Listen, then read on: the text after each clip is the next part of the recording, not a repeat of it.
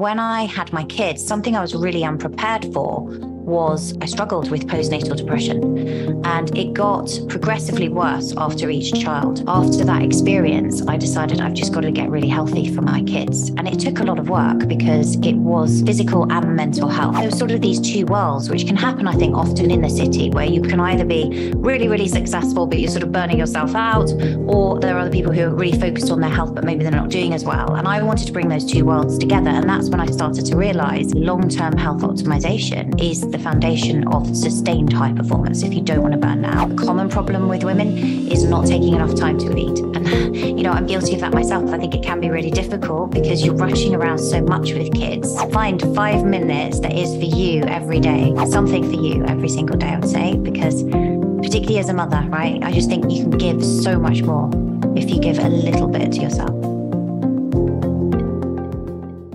Okay, so Angela, tell us a story from being a partner at a top law firm to now what you do as a health and performance coach for women.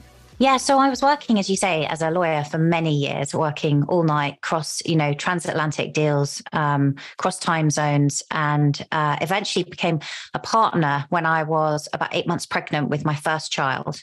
And I'd kind of had some forays into sort of health optimization, just because I'd had a series of hormonal issues in my 20s that I was kind of dealing with. And then when I had my kids, something I was really unprepared for was I struggled with postnatal depression, and it got progressively worse after each child until after my third child, I was diagnosed with major depressive disorder, and I was on a lot of medication at the Priory Hospital.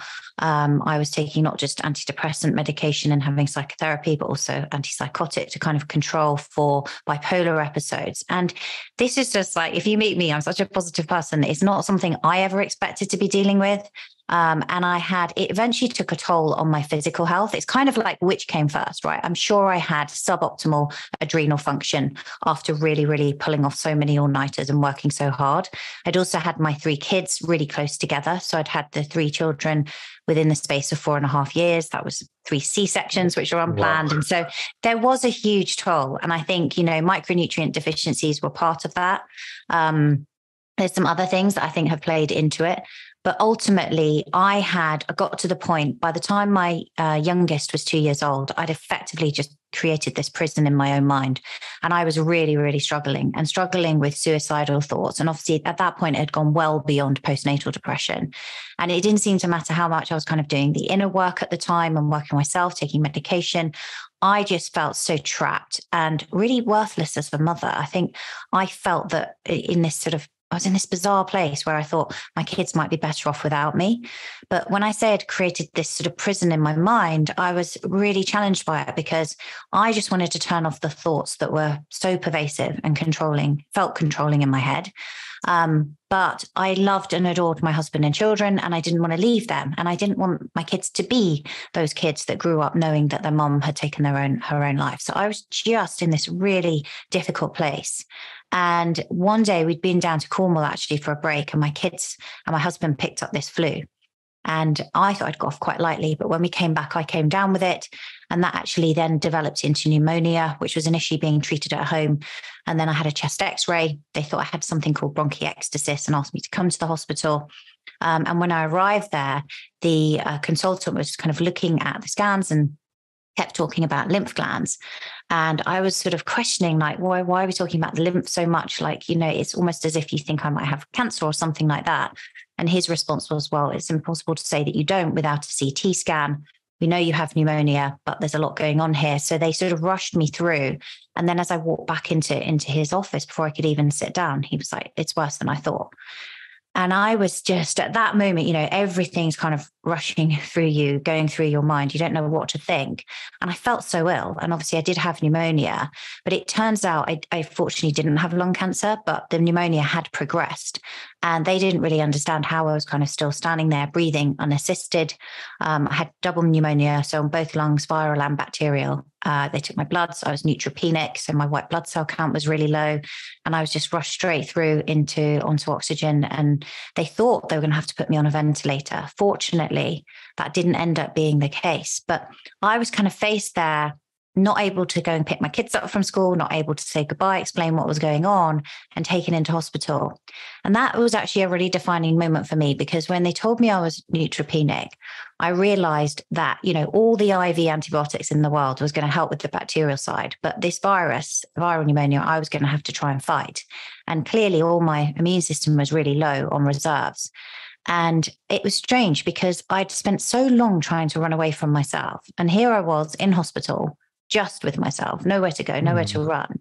And I felt this profound sense of peace, like I was okay. And it was a very kind of spiritual moment for me, because I connected with the love that I'd been feeling for my kids and for my husband. And at that moment, I just thought, what is going on? I've got to get well. I've got to find a way of being there for them. And it's really interesting because within 48 hours of me making that decision, my blood work changed dramatically. My white blood cells started to come back up. And we saw some improvements. And it was after that experience that I decided I've got to understand how to be healthy, right? Mind, body, spiritually healthy. So that's kind of, where it all began. And were you still a lawyer at this time? I had taken a break from law when I was going through my health issues. Okay.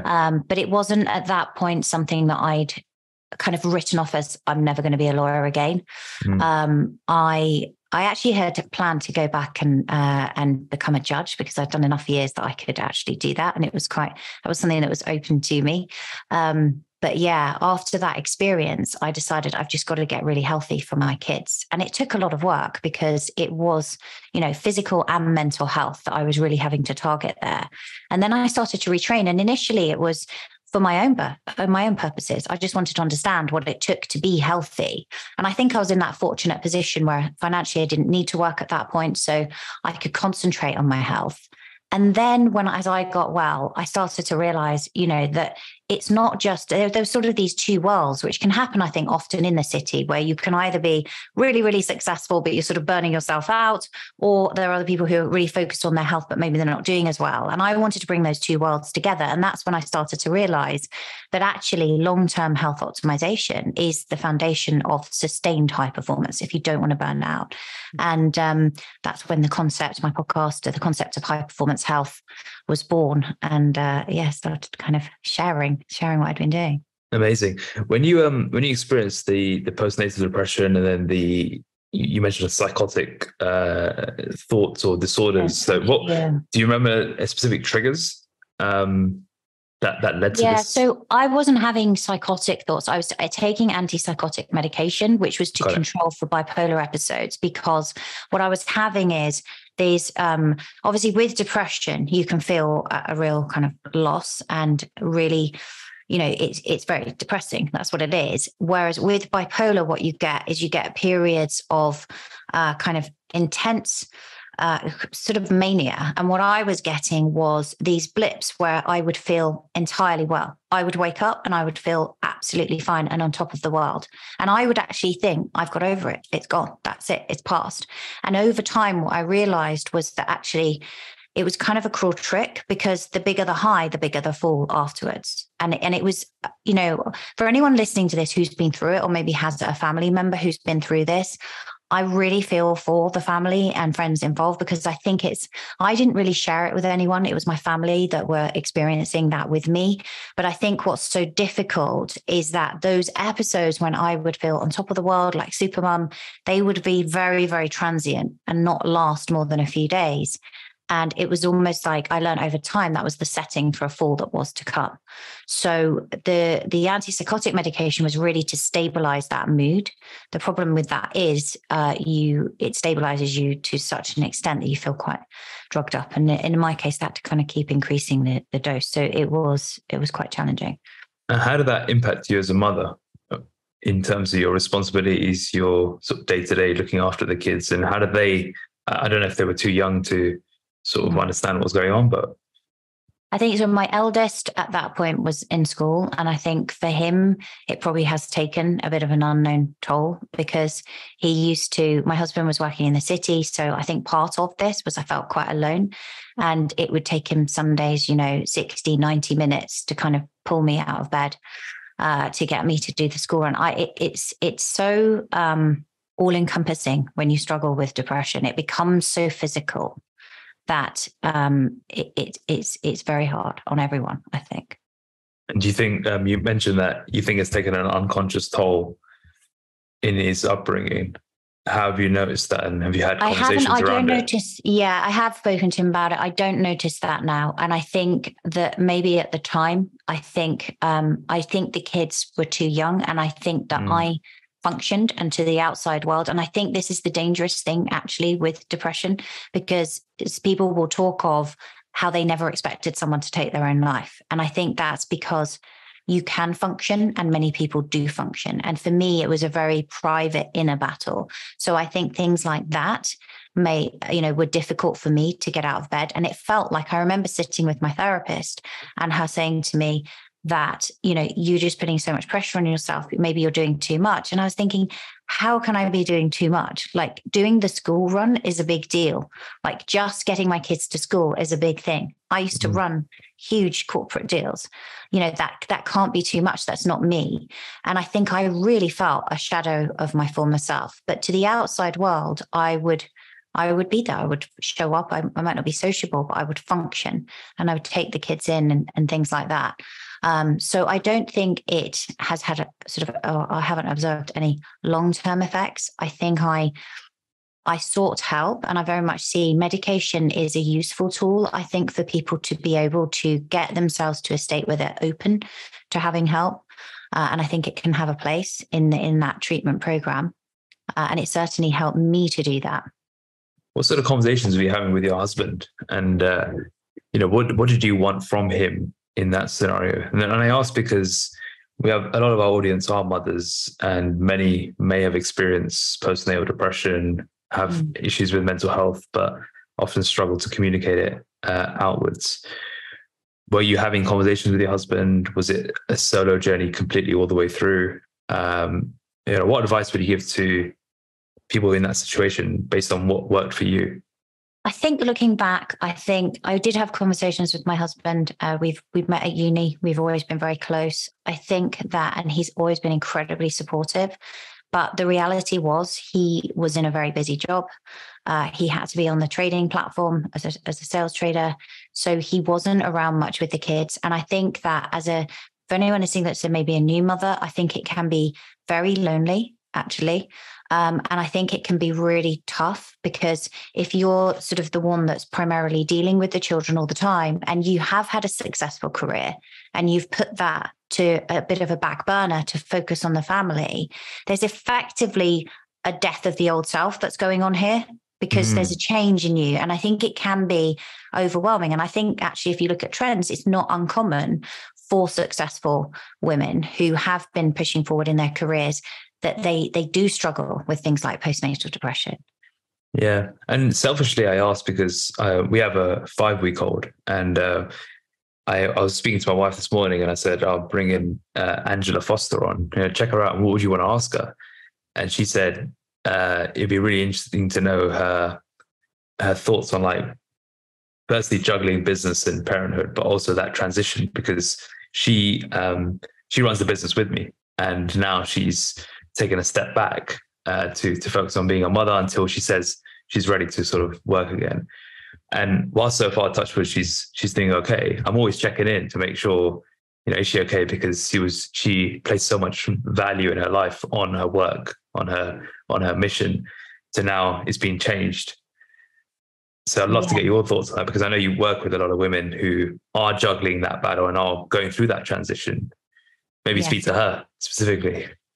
Yeah, I mean, I'd always be happy to speak to your wife. I think that I think the thing is, you still have to grow as an individual, right? And I don't want to take away from the beautiful experience that you have with a young baby. And I definitely think that women need to give themselves time. I think I placed a lot of expectations on myself. I thought that I didn't need to nap during the day, for example, that I could cope on no sleep because I'd done this as a lawyer. But, that wasn't persistent every single night, no sleep for like 7-8 months at a time. There would be breaks. And I think that to take the pressure off yourself and be able to fully, this is the spiritual side of me, I guess, that I've really worked on since, is to really be just totally present, because those years pass by surprisingly quickly. At the time when you're in it, they don't feel like they are, but it is really magical. And I do believe that by taking that time off, I have built a relationship with each of my children that maybe I wouldn't have had such a close relationship had I not had that time to indulge and spend with them. So I actually think, if for those people that are able to do it, it's amazing. It doesn't mean you have to. And I think that any amount of time you spend with your children can be, if you're fully present, is really enjoyable. I think with that, and beneficial to both parties. But I think that combination of like, how long do I take off? How do I continue in my mission and things like that?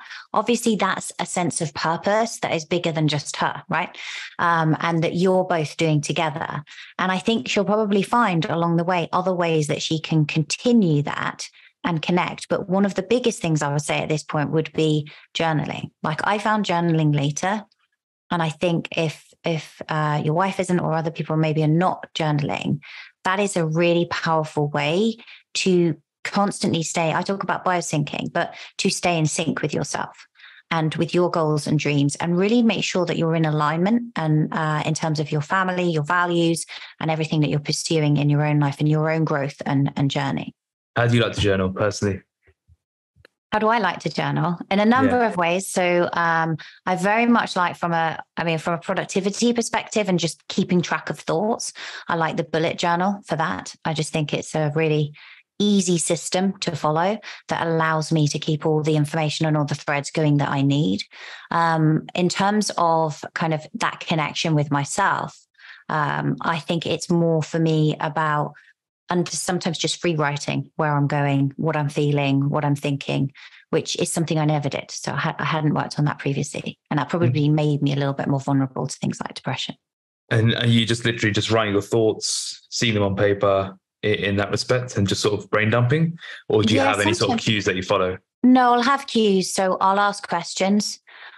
So I'll think about, I'll always write down my goals. So I have, my kind of key goals I will write out just to keep them really, really front of mind, and my why as to why I'm doing things. And I think that obviously your wife has a very strong why in terms of what she's doing. You both do.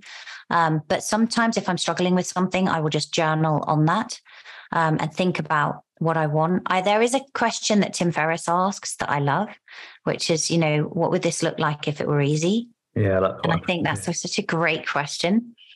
But I think if you can just allow yourself to kind of pose questions and see what your subconscious comes up with in terms of answers, it can really help to guide you. It's just a case of keeping in touch with that inner guidance. When you work with these busy, high-performing women who are potentially struggling with their health, where do you see the biggest sort of complexities they create within themselves and the biggest struggles they face? And I ask off the back of that question, that Tim Ferriss one, because I can imagine you asking that often. Where do you feel people complexify things too much and end up burning out? Pressure. Yeah, internal pressure. Yeah, pressure to be everything. Like a lot of the women that I work with, they want to have it all, and why not, right? So they want to be successful in whatever venture they're choosing in life. They also want to be really good mothers and have a great relationship with their partner. And they want to try to spend some time focusing on themselves, but that's the bit that often gets left. And actually, that is one of, I would say, the most important part, because that's the bit that connects you back with everyone else. And obviously, we've all heard the expression, you can't give from an empty cup, but you need to find time. And I think it doesn't have to be lots of time, but actually your performance at work or any business venture or enterprise as an entrepreneur that you're pursuing really is kind of almost dictated to by how much time you're able to spend on yourself and connecting with yourself to a degree. So, even when we know that things like entering into a flow state can really enhance productivity. And McKinsey have done a huge amount of research on that, and Stephen Kotler, and it can make you kind of 5 times as productive. If you're not able to kind of psychologically detach and spend time outside of work in flow, it's much harder to access it in that working setting. So I actually think that whether it's breath work or meditation, so it could be really simple practices. It could be 60 seconds of breathing, or it could be a yoga class or session, or it could be going out paddleboarding or surfing or whatever it is you like to do. I think that spending time in flow really just helps you connect on every level in terms of your relationships with your children and in business and your partner. Does this flow need to be in a physical state, as you just mentioned? Pardon? Does it need to be a physical activity? It doesn't have to be a physical activity. I think many people can kind of get into a flow state when they're doing work that they love. It's really where that concept of time and space falls away and you just become one with the activity that you're doing. It can be easier, I think, for some people to access that through a physical activity, but it definitely doesn't have to be. And I think that's something as well that people can think about is, in terms of a morning routine, when you wake up, some mornings it's going to feel more intuitive that you do want to meditate. And other mornings, particularly for people who are stressed, actually physically moving your body may be the first thing that you do. What are some of your favorite flow state activities? So, well, I find flow state when I'm in kind of deep work because I love what I do so much. That is a really good flow state. I love being out on water. So, but more in kind of stillness, like paddleboarding is one of my favorite things. Really enjoy that. Walking in nature, just going out with my dogs and just actually being aware. So not always sticking something into your ears. I think we've almost got to the point, particularly around high performers, is we just want to consume information all the time and listen to a podcast or an audiobook and feel like we constantly need to be doing that. Just actually taking the time to do some kind of breath holds or listen to the birds singing, appreciate the sunrise, things like that can make a massive difference. And on that note, everyone listening to this should pause this episode, listen to go into the nature and then come back to it later on. Exactly. What are the warning signs you spot when people are teetering over the red line? Because I think high performers struggle with staying on the right side of the red line, staying in flow as opposed to burning out. What's some of the warning signs you look out for in yourself, in your clients, in people that are close to you? So one of the things that I think I've seen quite a lot happen is sleep becomes disrupted. And sleep's quite interesting when you look at it. And people might not be aware, they just wake up not feeling so refreshed. But if they begin to track it with a Whoop device or an Oura Ring, or quite often I will use with my personal clients, we use a device called First Beat that allows us to actually look at their heart rate and heart rate variability across a whole 24-hour period. So it's kind of ECG device and they don't really know it's on and it provides a huge amount of data. But I would say sleep becomes disrupted and also we see a drop off in HRV. So obviously everyone's familiar with your resting heart rate, so your pulse, what that is, but heart rate variability is the interbeat variability. And we can tell a lot from that because when someone has good engagement between their sympathetic and their parasympathetic nervous system, we'll see higher levels of heart rate variability.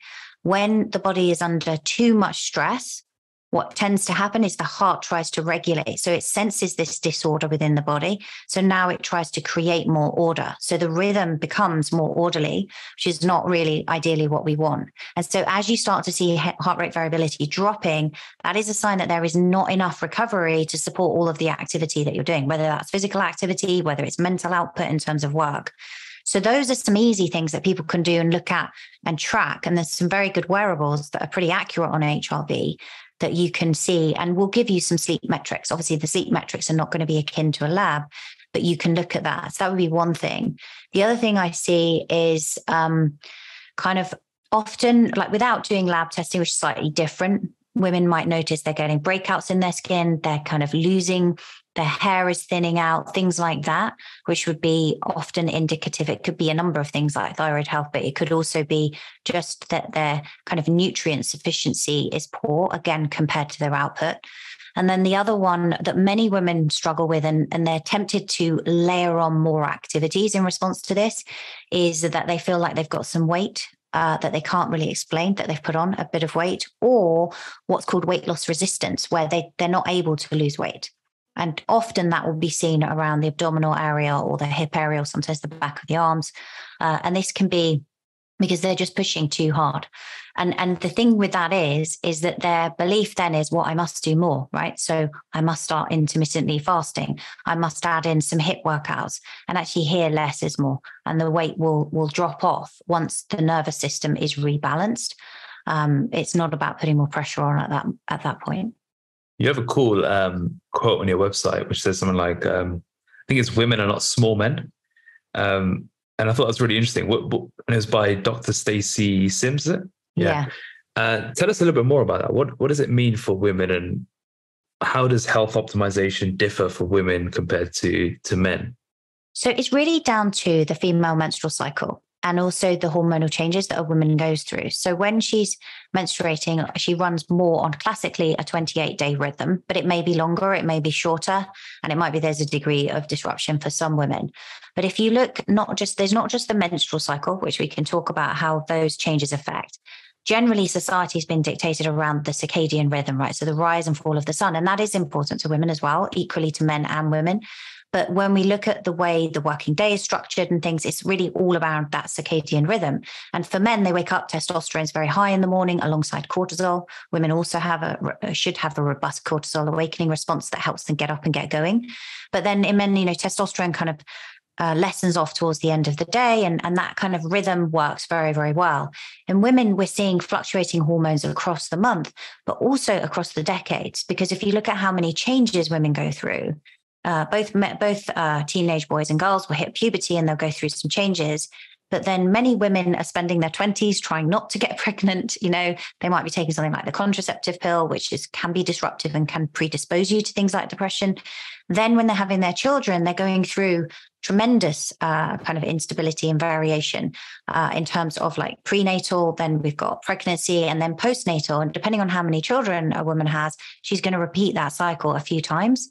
And obviously it's quite depleting on the body in terms of nutrient sufficiency and things like that. And then after that, as a woman kind of gets anywhere from her late 30s to early 40s, she starts to enter into what's known as perimenopause. And that can lead to initially a drop off in progesterone. And progesterone is very calming on the brain. It helps enhance GABA. So people often think of, as you approach menopause, that they're going to get hot flashes and that sort of disruption. That tends to happen at much later as you're much closer to the event, or even initially post menopause when estrogen really drops. But there's a whole period of 5 years or so in that build up. It can be even longer. Where there's what we call perimenopausal disruption. And then obviously menopause itself is 1 year after your last menstrual cycle, and then women move into postmenopause. So it's not until they kind of cross all of that. And each of these things have their own unique challenges in terms of prenatal, postnatal, pregnancy itself. Also looking at perimenopause, we see in women cortisol tends to go up, so stress hormone. We see inflammation levels go up. Her glucose tolerance can be impaired. So there's a whole load of things that are happening. And then as you cross menopause, you need to pay attention more to things like bone density. So I think looking at health optimization and high performance for women is more nuanced perhaps than it is for men. Yeah, and are you considering these different stages when you're making your recommendations? Yeah, very much so, because they need to be in sync with that woman's stage in her life that she's going through, and also with her goals and dreams. So I talk about this concept of biosyncing, which is really about biosyncing with your goals and dreams, with that concept of your future self, because we're always changing. So who are you stepping into? But also syncing with your female physiology at the same time. And if you can kind of line all of that up with universal laws, that's when you're kind of in flow, and it just feels like life's happening for you. Can you give an example of that? Maybe pick someone you work with to, the phase they're in now, where they're moving into, and what the recommendations were accordingly. Yeah. So if, for example, if we take a woman who is in her, I think you were saying that a lot of your listeners are between 35 and, is it 35? 35 and 55, probably the biggest. 35 and 55. So if we pick kind of that middle spot and we're looking at a woman who's in her mid 40s, likelihood is this is where her sleep might be starting to be a little bit disrupted. So actually really, really working on optimizing light, first of all, is going to be a critical factor. So making sure that you're getting access to early morning light is really crucial, because how well you sleep tonight, and this from both men and women, is determined by what you did this morning. And so getting that natural blue light in from the sun early in the morning is going to really help to get your circadian rhythm in sync. And in the evening, we want to be restricting that blue light exposure. So actually putting on things like blue light blocking glasses, lighting candles, not having any overhead lighting on in the evening is going to make a significant difference, and having a decent wind down routine. There are supplements and things that people can take to add in that can help with sleep, but focusing on sleep is really, really critical at that stage. The other thing is we see cortisol tends to rise, inflammation is a little bit higher. And we have some blood glucose dysregulation in women of that age quite often. So actually making sure that you're eating a really whole food based diet and managing your blood sugar is going to be critical to energy and output, because if our blood glucose is kind of on a roller coaster like this, so is our energy levels and our brain fog and our concentration and everything else. So that's a really important thing to be looking at. Many women, as I was saying earlier, are really tempted at this point to just add in more things, because often they'll feel they might be gaining a bit of weight.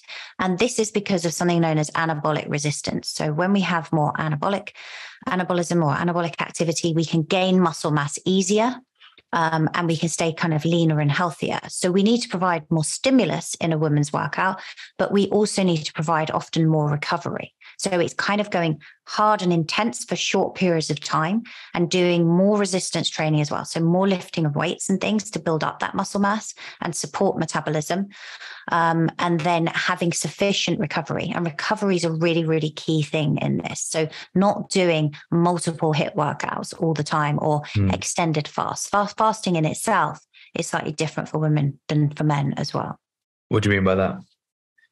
So, for men, quite often they'll say that they get really peak states of productivity by doing something like the 16-8, that it works really well on a daily basis. For women, if they've got a menstrual cycle, there's certain times of the month where actually it might be better you're more open to fasting because you're more resilient, but other times when it's not such a good idea. So, for example, at the beginning of the month, women are pretty resilient, which is often surprising to women because they think of the beginning of the month as their period and then coming out of that phase. Actually, there's when the hormones drop and then as estrogen's rising, you're more resilient. Whereas towards the end of the month, in what we call the luteal phase, and we're trying to optimize for progesterone production, that's when we don't want to be putting too much stress on the body. So for women generally on a kind of day-to-day basis, a 12-hour overnight fast works pretty well. And then there are times during the month when if she wants to extend it a bit further, then she can. But it's just little nuances like that that make a big difference to the female body and the overall stress load and how she's feeling. With the people you work with, how much do you see poor eating habits in relationship with food as an issue? I think I do see it quite a lot. I think that the women that I work with tend to be more health conscious. I think people are often surprised by how much protein they need to eat to support kind of the neurological demands and the physical demands. Because if you're exercising and you've got high output at work, then you do need to be having more protein. So I think that's one area. I think a common problem with women is not taking enough time to eat. And, I'm guilty of that myself. I think it can be really difficult because you're rushing around so much with kids. You feel like you don't have time to eat. You're kind of eating standing up before you go on the school run. And then you're trying to catch a short window at lunch, and that affects digestion. Yeah. And if, it's so cool. I can see you smiling because it's obviously familiar. Yeah. I mean, just for this podcast, I was like rushing down my breakfast. And I was like, I should have taken an extra time. It was, you just only enjoy the meal, right? No, you don't. And you also, you probably aren't absorbing as many nutrients and things because a lot of it, like carbohydrates are broken down in the mouth, not fully, but that process starts in the mouth and your saliva produces amylase and, smelling the food, just being more mindful about eating. It might only take you an extra 5 or 10 minutes, but it's going to make a big difference. And we want to absorb all those nutrients properly from our food. So I think there's this concept that Dr. Libby Weaver came up with of rushing women syndrome. And I think that's a real thing for women. I really genuinely do. And I think, we have to kind of watch ourselves. One thing I have noticed with women is, if they're like me and they're kind of a type A personality and you kind of get up in the morning, go and work out, you're doing that in a fasted state, and then you come back and you've got the kids to sort out. Often you can then just leave breakfast. Even if you have it, it's like late morning. That's not great. Women generally post-workout should be fueling up within about 30 to 60 minutes of having worked out just to get some protein in and some carbs because it helps to lower that cortisol response. You find you just get more and more wired or otherwise, right?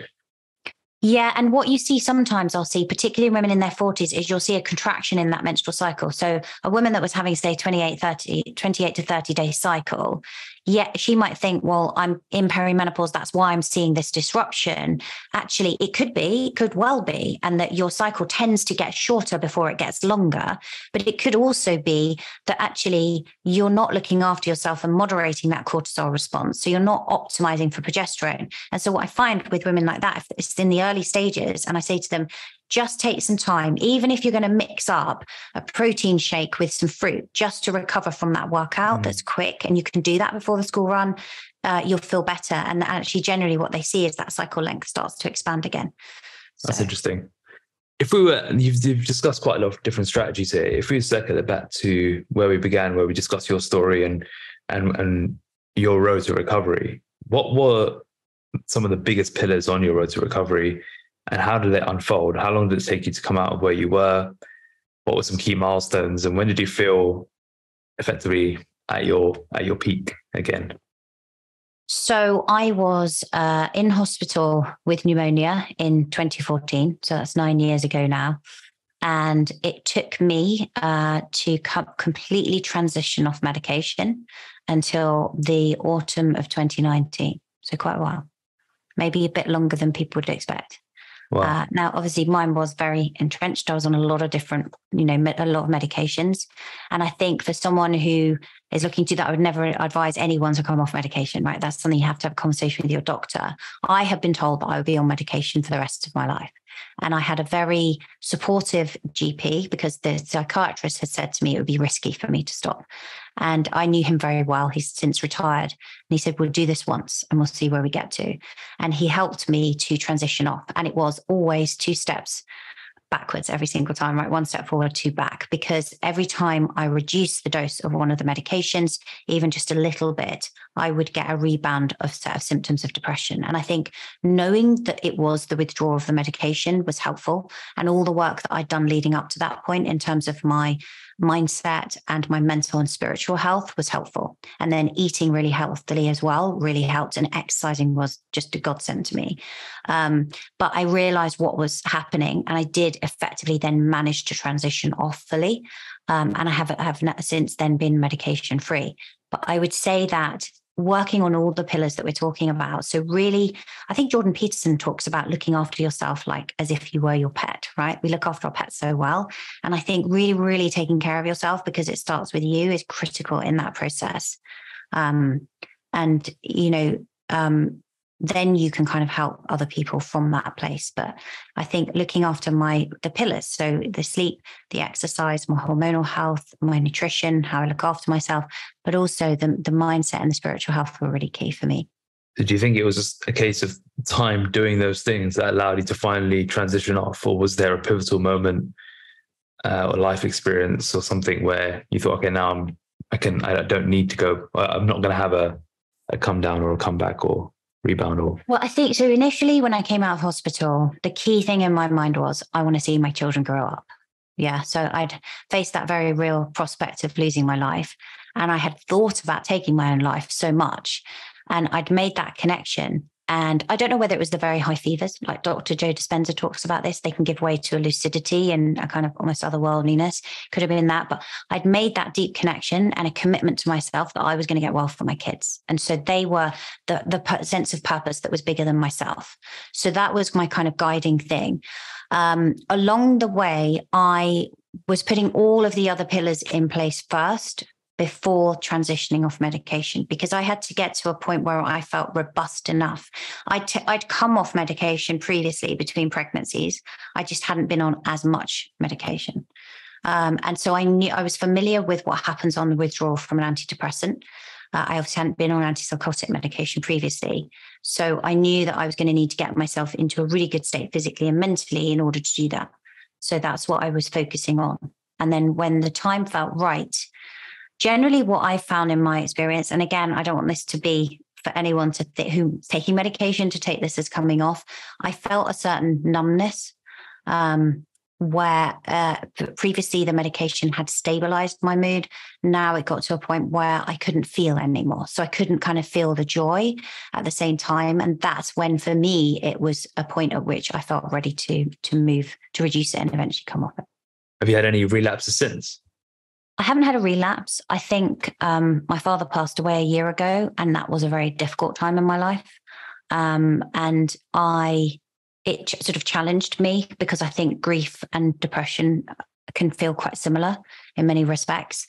But I think that the more awareness and activities like meditation and journaling help you to get to know yourself on a much deeper level, that's really what has kind of helped support me through it. Yeah. What are some of your favorite meditation practices? How do you like to do it? Well, I'm at the moment, I love doing brain tap. I don't know if you've done brain tap. I've actually recorded a future self meditation for the guys over at Brain Tap that's on there.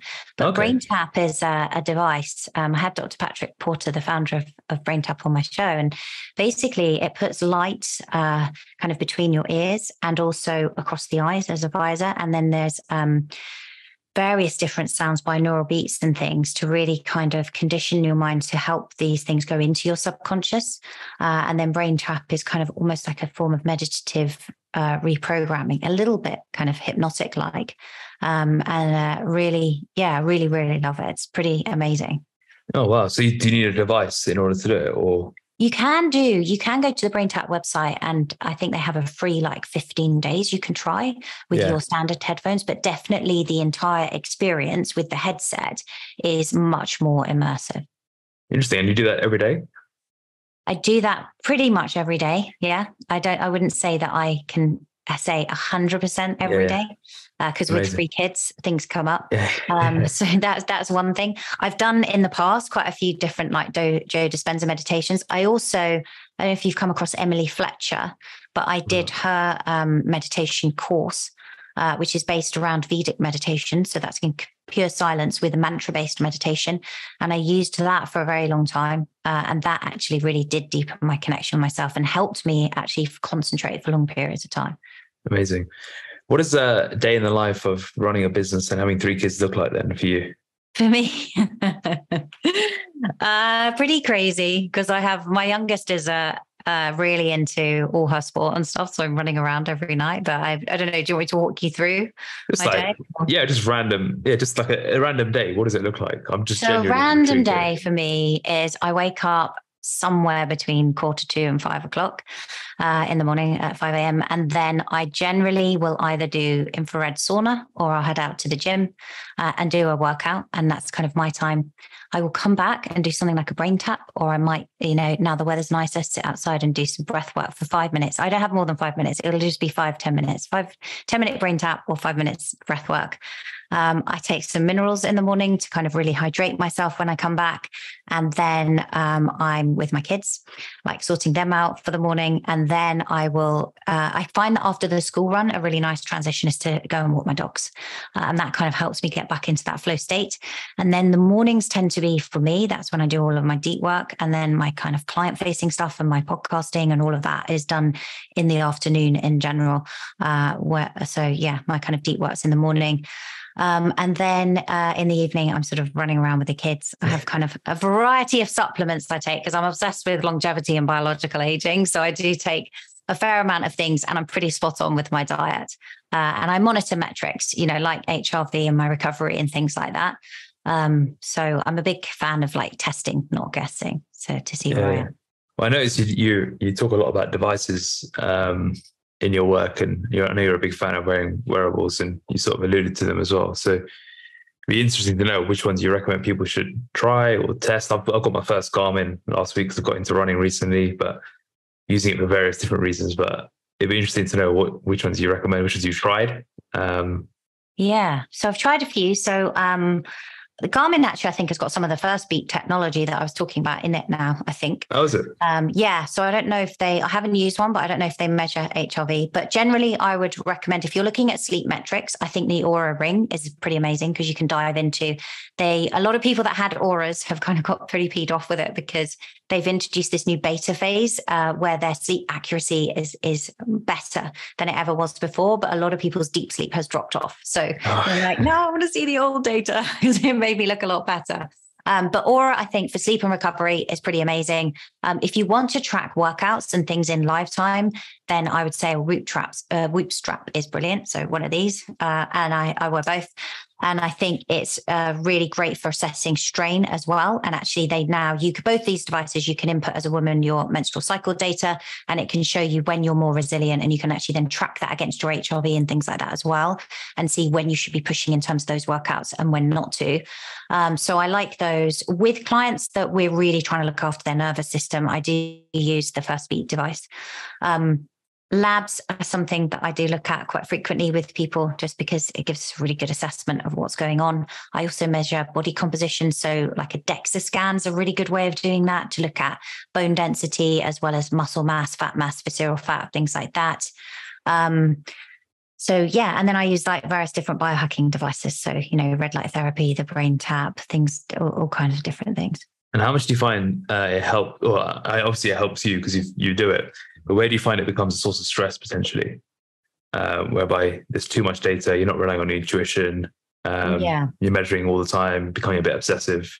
So I would say always go with intuition first. And there's definitely a very real thing where people can end up waking up because they want to check their data. I don't go and check things first thing for that very reason, because I want to go with how I feel and not become addicted to data. So, and I think checking devices full stop first thing in the morning isn't really a positive thing to be doing, because I think then we're just kind of everyone else's priorities, if you like. So I think actually giving your brain time is really important, but being intuitive about it is important. I think that's where the journaling and the breath work and the meditation and things like that can really help. I think in terms of eating healthily, 80 to 90% compliance. You've got to have fun and live your life. And I've been doing a whole load of like biological age testing just to track metrics and things like inflammation and see how do I stack up, because I'm not 100% perfect by any stretch. I just try to get it right most of the time. And that seems to be working pretty well based on the results that I'm getting. Amazing. For the women listening right now, what's one change they should make that they may not have thought about? Just find 5 minutes in your day for you. It doesn't matter what you do with it. Just find 5 minutes for you every single day. You can sit in gratitude. You can do some exercise. You can do some breath work. You can literally put on the TV if that's what it is for you. That wouldn't be my first choice, but find 5 minutes that is for you every day. Step outside and see the sunrise and take your morning water or coffee or whatever it is outside. Something for you every single day, I would say, because particularly as a mother, right? I just think you can give so much more if you give a little bit to yourself. Amazing. Where can people find out more about some of your work? Thank you. So my podcast is High Performance Health. They can find everything on my website, Angela Foster Performance. And if they want to kind of get a free health check, I have a biohacking quiz people can take called Your Total Health Check. That's at yourtotalhealthcheck.com. And then I'd say on social media, I'm there, sort of out there every single day sharing on Instagram. There's like graphics and reels and things that help you be healthy over at Angela S. Foster. Amazing. One question I like asking towards the end is, who should we have on the podcast next? That's a really good question, isn't it? Maybe you could, if you wanted to talk about women's fitness, then maybe you could reach out to Dr. Stacey Sims. She's an awesome guest. I've had her on a couple of times. Oh, amazing. Amazing. Brilliant. Thanks so much for coming on the podcast, Angela. I've really enjoyed it, and I know the audience will as well. My pleasure. Thanks so much for having me on.